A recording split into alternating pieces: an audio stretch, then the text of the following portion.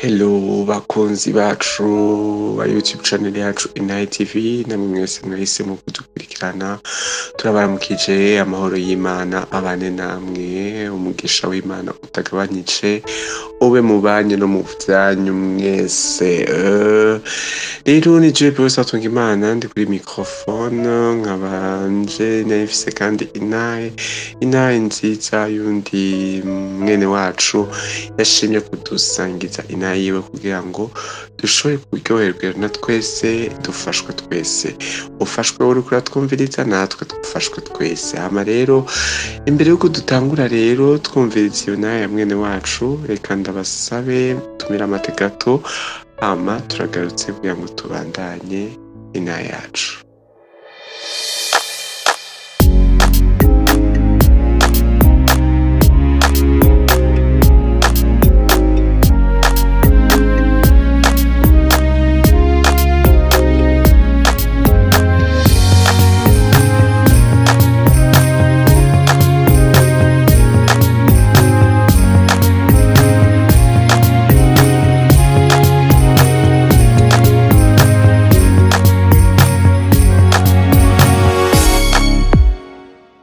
Ego nkuko nayemeje kubabwira yuko hari mwene data inshuti yacu yashimye kudusangiza ivyo Yesu yamugiriye, kuko biraryoshe kumva ivyo Yesu akora.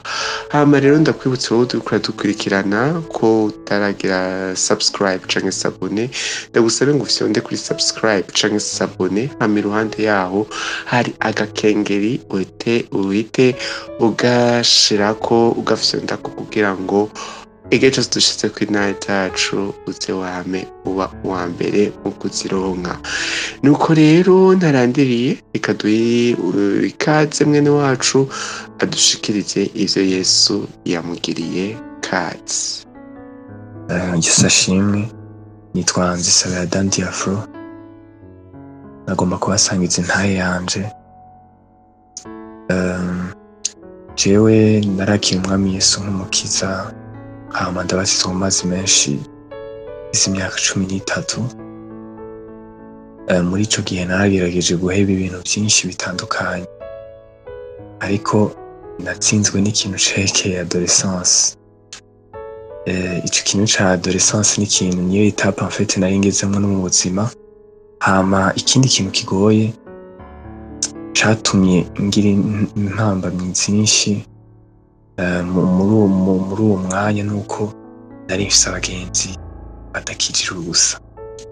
Umva nta muntu yankomeza mu buryo bw'impwemu canke muri ivyo bitandukanye dushobora kuremeshanya, ashobora kumpanura, kuko narakora amakosa nabo bagakora amakosa. Jewe noneho nkaboneraho n'akaryo ugasanga nagiye mu gukora ayo makosa. Kurumva la vie d'église yo kuja dimanche kw'isengero, les mercredis muri louange, byari ibintu bikwiye, ntivyari ibintu bikwiye by'ukuri kugira, kuko by'ukuri ukeneye kugira relation n'Imana bisaba yuko haba une certaine constance. Iyo certaine constance ntiyariho, icituma by'ukuri ntahagarara by'ukuri mu kwizera. Hama harageraho nsa nk'ubihevye, ndaja muri ico kintu ca adolescence, ndakurikiza les tendances y'abari kuja en couple biki dans les années tukiri 8e et tout. Ndamera nk'uja muri ivyo, ndamera nk'usamarira peut-être les fêtes zitandukanye zitari zinyigiza ku Mana, ariko asanga zinyigiza plus kure. Muri ico gihe rero mba muri ubwo buzima nyene, 7e, 8e, 9e. Entre temps hari ikintu nabonye mu kuva igihe nakiriye umwami Yesu nk'umukiza, hama nkabatizwa mu mazi menshi, harabaye un certain changement mu buzima bwanje. Narabonye ugukira kw'ingwara nari mfise après, kuko urumva narabonye yuko hari umuntu yigeze gutemanya ku vyerekeye ko yakize malaria. Nanje narakunda kwigora cane, nta mwaka wahera, ariko kuva ico gihe nabonye le changement, nabonye impinduka, nabonye guhinduka mu buzima bwanje. Imana yangiriye neza cane, noneho icongera yangirira neza no mu vyerekeye amashuri. Ariko aho ntanguye kuja muri ivyo vya adolescence bigenda birantwara, hama ntangura kuronka amanota mabi cane, biragenda uko nyene 9e 10e et tout. Ngeze muri supérieur niho nasa nk'uwurushe n'ivyo ndimwo, kuko urumva igihe vyatanguriye ku bintu bito bito, kuva narabatije amazi menshi vyatanguye ku bintu bito bito bigenda ku bintu biduga biraduga, umva bigiye birakurikirana n'ibintu bigenda birakonona au fur et à mesure.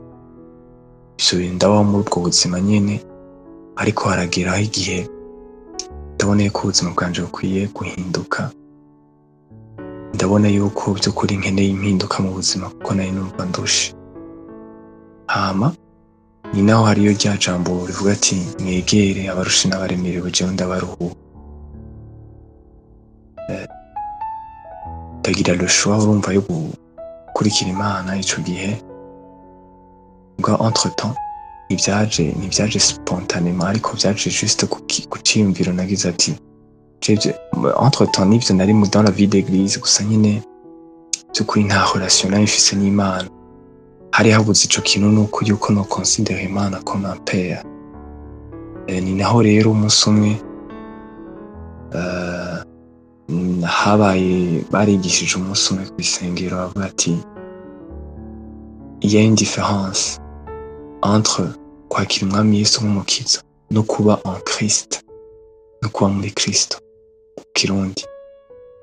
Ico kintu ndaciyumvirako, hama aracigisha ko arakidevelopa ico kintu. Nanje ndumva yuko ubuzima mbayemwo ari bwakira umwami Yesu nk'umukiza, ariko vy'ukuri atadeside kugira repentance.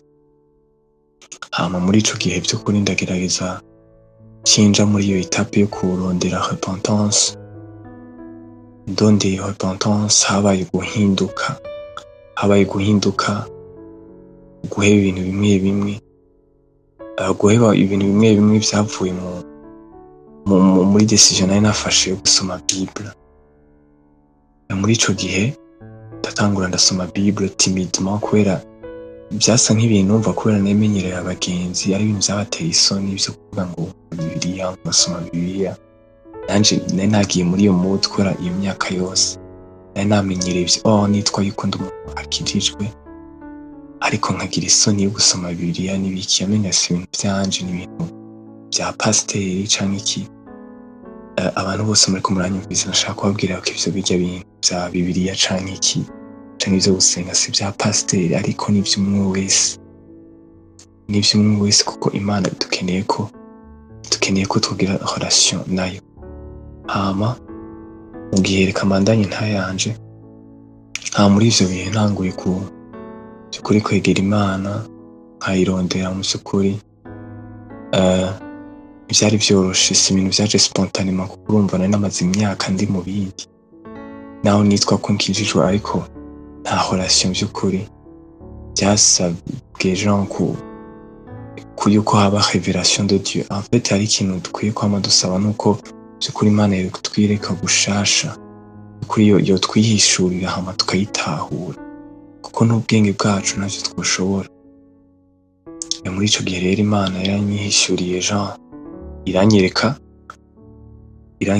ukungene nkwiye kumera, irampindura. Muri uko kumpindura yaciye igarukana n'imihezagiro myinshi cane. Ego simvuze yuko imihezagiro yayinkuye ko, yashatse kuvuga yuko yarampezagiye kurusha. Ntangura kubona umwimbu ku mashuri bigenda neza, abantu ntibabitahure, bavuga ati ngo Dani uyu ni wewe. Ntangura kuba un certain changement mu buzima bwanje. Ni kubw'ivyo rero ndashima Imana kuba yaranyihishuriye, ndashima Imana kuba yarampaye kugira repentance vy'ukuri. Ego nayo yanje yari iyo, ico nohimiriza abantu bose bariko barumviriza Intahe TV nuko vy'ukuri twogira une distinction entre kwakira umwami Yesu nk'umukiza no kuba en Christ, kuba muri Kristo. Afite Imana ntikeneye ko tuba mu buzima bw'idini tuja kw'isengero dutaha hama vy'ukuri ata bucuti dufitiranye n'Imana. Yego turashobora kuba dukora ibikorwa bitandukanye ariko tugasanga imitima yacu iri kure y'Imana. Ivyo nivyo vyari byashikiye Abanyisiraheli. Hari aho Imana yagize iravuga ati imitima yabo iri kure. Umva bahishe Imana icubahiro gusa bakoresheje akanwa kabo, bavuga ati Imana ibiki, bagakora n'imigenzo itandukanye bakora, ariko imitima yabo yari kure y'Imana. Donc rero umuntu wese dukwiye gusaba yuko imitima yacu vy'ukuri yoba hafi y'Imana, ikumva yuko ikeneye gusabana n'Imana. Yego murakoze. Amen. Namwe murakoze rwose Dan, Imana ibaha umugisha. Murumva rero yuko Dan inyuma yaho aviriye kubatizwa yahuye n'ibigeragezo vyari bijanye n'igihe yari arimwo, igihe ca adolescence, co n'igihe twese buri muntu wese acamwo, niyo utagiciyemwo hagera igihe kikagaruka ukagira ico bita retourdage. Urumva rero na Dan n'ivyo yaciyemwo, yagize ingorane za adolescence kubera yaraje kwakira Yesu. Non seulement ko vyari ibihe umuntu wese ategerezwa gucamwo, ariko urumva ko vyari bifise intumbero, kuko Satani yaramaze kugira ipfuhe ry'ukungene yavuye kumushigikira, kuko buryo tuvuye kubatizwa tuba dupfanye na Kristo tukazukanwa nawe, tuba dushingiye inahe Saint Esprit. Rero urumva harya Satani arapfuha. Rero nivyo yagize, yarapfuhiye Dan, aragerageza kumutera mu buryo bwose, ariko urumva ko iherezo Imana yamugendereye, yari muri eglise, hama ubu yakaba bimeze neza.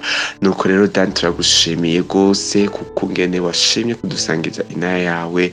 Imana yo mwijuru iguhezagire. Reka rero nanje nongere nshimire nawe wese wari washimye kudukurikirana.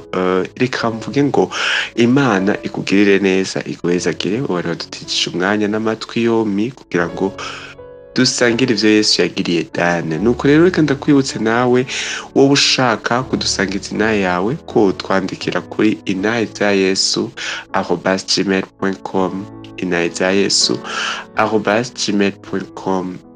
natwe twabona ubutumwa bwanyu tuzoheza tubakure kugira ngo mudusangize ivyo Yesu yabagiriye.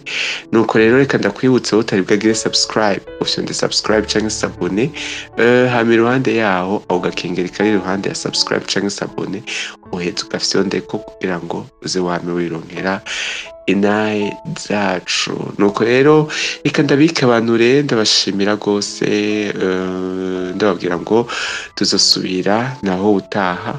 Imana yacu ibazigame kandi bahezagire mu vyanyu no mu banyu. Naho utaha. Bye bye.